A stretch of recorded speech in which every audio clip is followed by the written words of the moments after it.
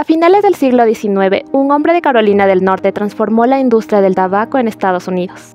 James Buchanan Duke convirtió el negocio familiar en un imperio industrial que definió la fabricación, la comercialización y la distribución del cigarrillo moderno. Alcanzó un poder tan grande que en 1911 la Corte Suprema declaró que su empresa, la American Tobacco Company, era un monopolio en violación de la ley Sherman y ordenó su disolución. Este fue uno de los casos antimonopolio más importantes de la era progresista. Pero antes de comenzar te invito a suscribirte y dejar un like.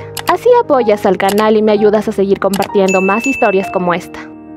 James Buchanan Duke nació el 23 de diciembre de 1856, a las afueras de Durham, Carolina del Norte. Era hijo de Washington Duke, un excombatiente confederado, y de Artelia Roney, quien falleció de tifus cuando James tenía apenas 2 años. Esta enfermedad también se llevaría a su hermana pequeña, Mary Elizabeth. Al terminar la Guerra Civil de 1865, Washington junto a sus 2 hijos regresó a su granja, la cual se encontraba devastada tras la guerra.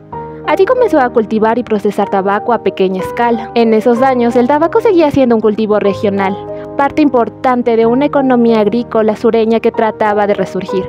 La familia Duke, al igual que muchos agricultores, lo procesaba de manera artesanal en su pequeña fábrica casera. Y James, junto a su hermano mayor Benjamin, ayudaban a su padre en la producción y venta del tabaco. Mientras ayudaba a su padre con el negocio familiar, James continuó con sus estudios en escuelas locales y asistió brevemente a la Eastman Business College de Nueva York. Aquí aprendió contabilidad y administración. Tanto la práctica diaria en el negocio familiar como estas lecciones serían la base de su visión empresarial. Para la década de 1880, James y su hermano Benjamin tomaron el control de la empresa, la entonces W. Duke Sons & Company. Ya con el control en sus manos, James decidió dar un paso audaz. Trasladó parte de la producción a Nueva York y abrió una sucursal cerca del barrio Bowery, debido a que esta área tenía un gran movimiento comercial. Así también dejó de lado el tabaco de pipa para centrarse en la producción de cigarrillos. Esto debido a que el consumo en el país iba en aumento, pues se estima que entre los años 1870 a 1880 el consumo pasó de 14 millones a 409 millones de unidades consumidas por año. Sin embargo, el verdadero salto comenzó a gestarse un poco después. En 1881, James Albert Bonsack patentó una máquina capaz de fabricar cigarrillos de manera automática. Duke se interesó en ella y tras varias mejoras en 1884 logró instalarla en su fábrica de Nueva York. La importancia de esta máquina radicaba en su capacidad de producir hasta 133 cigarrillos por minuto, además de reducir los costos de producción en un 50%. Ya que James fue el primero en alquilar de forma permanente 2 máquinas, logró negociar directamente con la compañía Bonsack y consiguió un contrato exclusivo que reducía las regalías de 30 a 20 centavos por cada 1000 cigarrillos. Además contrató a William T. O'Brien, uno de los mecánicos que había participado en el desarrollo de la máquina Bonsack, para así mantenerla funcionando sin interrupciones. El resultado, por supuesto, fue una ventaja aplastante. En poco tiempo, su producción pasó de 9 millones de cigarrillos hechos a mano a más de 60 millones fabricados en el año 1887. Pero por supuesto, con semejante volumen era necesario crear un mercado que consumiera cada unidad. Para lograr esto, Duke destinó cerca del 18% de sus ingresos anuales en publicidad, lo que representaba unos $800,000. Sus anuncios llenaron periódicos, escaparates y calles enteras. Además, cada cajetilla incluía una tarjeta coleccionable con deportistas y actrices de época. James complementó estas campañas con otras estrategias de promoción. Por ejemplo, patrocinaba carreras de caballos, regalaba cigarrillos y utilizaba a actrices famosas como anunciantes en revistas y eventos. Gran parte de estas acciones buscaba superar el rechazo inicial que existía entre minoristas y consumidores hacia los cigarrillos fabricados en máquina. Para este momento, la W. Duke Sons & Company producía cerca del 40% de los cigarrillos en Estados Unidos. La combinación de producción masiva, precios competitivos y publicidad estratégica consolidó rápidamente su producto en el mercado, transformando los cigarrillos en un producto ampliamente aceptado y deseado por el público estadounidense. Durante la segunda mitad de la década de 1880, James ya había superado a la mayoría de sus competidores tanto en producción como distribución. A partir de entonces, sus estrategias se enfocaron en controlar todo el camino que recorría el producto, desde la hoja de tabaco hasta el consumidor final. Aplicó una estrategia conocida como consolidación vertical, integrando dentro de su empresa cada etapa del proceso, Compraba el tabaco directamente a los cultivadores, fabricaba los cigarrillos con el uso exclusivo de la máquina Bonsac, controlaba sus propias fábricas y centros de almacenamiento, organizaba el transporte y también influía en las tiendas donde se vendían sus productos. Incluso colocaba publicidad en los locales, algo que era poco común para esa época, marcando así el inicio de una nueva forma de hacer negocios.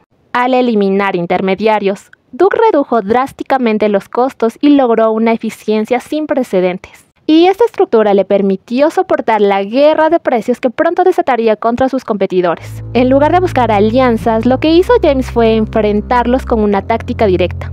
Bajaba los precios a niveles imposibles de igualar. Muchas veces los vendía incluso por debajo del costo de producción, una maniobra conocida como dumping. La estrategia era tan simple como despiadada. Resistir las pérdidas el tiempo suficiente hasta que los rivales se vieran obligados a rendirse o a vender sus fábricas.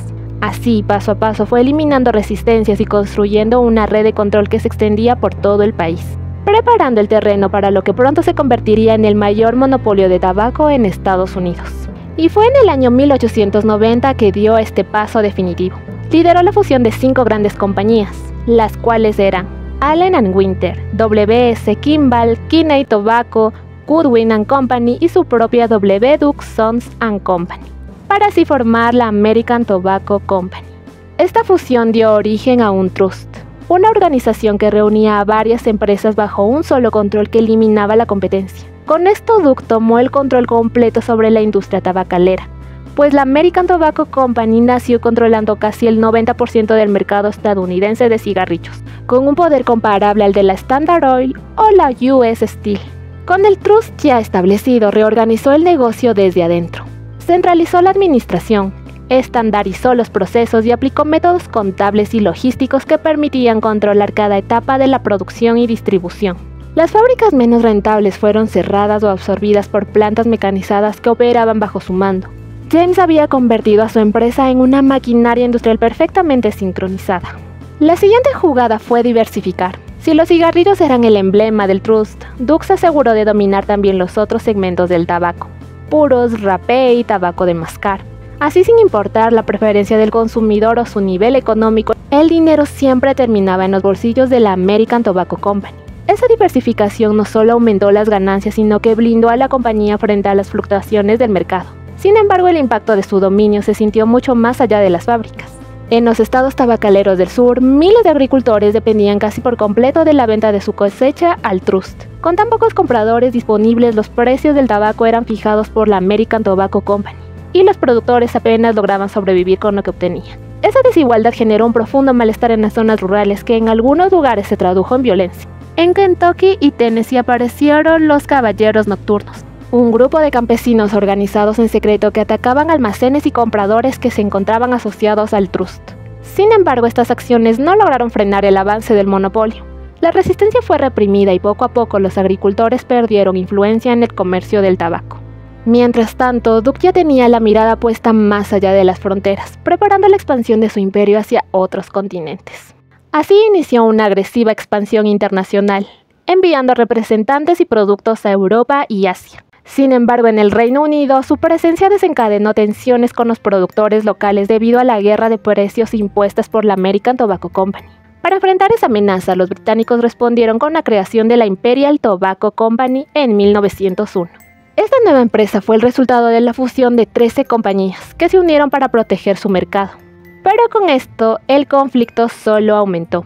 La Imperial comenzó a vender cigarrillos en Estados Unidos, mientras que la American Tobacco seguía invadiendo el mercado británico. Ambas compañías se enredaron en una costosa guerra comercial que drenaba recursos en publicidad, transporte y distribución. Pero lejos de retroceder, James optó por una jugada maestra. En 1902 negoció un acuerdo comercial con los británicos para poner fin al enfrentamiento. Y es así que nació la British Tobacco Company, una empresa conjunta destinada a controlar el comercio mundial del cigarrillo fuera de Estados Unidos y el Reino Unido. Cada compañía conservaría su territorio, la American Tobacco en América y la Imperial en las Islas Británicas. Mientras tanto, la nueva sociedad compartida se extendía por Europa, Asia y más adelante por África y América Latina. De ese modo, Duke extendió su influencia a los 5 continentes sin disparar un solo cigarrillo más en la guerra de precios. El imperio de James parecía no tener límites. Pero en una época en que los gigantes industriales comenzaban a despertar la desconfianza del público y del gobierno, ese poder absoluto estaba a punto de caer. A comienzos del siglo XX, la American Tobacco Company se había convertido en una fuerza imposible de ignorar. Controlaba precios, distribuía a escala nacional y dictaba las condiciones del comercio del tabaco desde las plantaciones hasta los escaparates de las grandes ciudades. Lo que para James era una obra maestra empresarial, para el gobierno federal representaba una amenaza al libre mercado. Es así que en 1907, en pleno auge de la era progresista, el Departamento de Justicia de Estados Unidos presentó una demanda contra la compañía, bajo la ley Sherman Antitrust de 1890. Esta prohibía los monopolios y las prácticas restrictivas del comercio.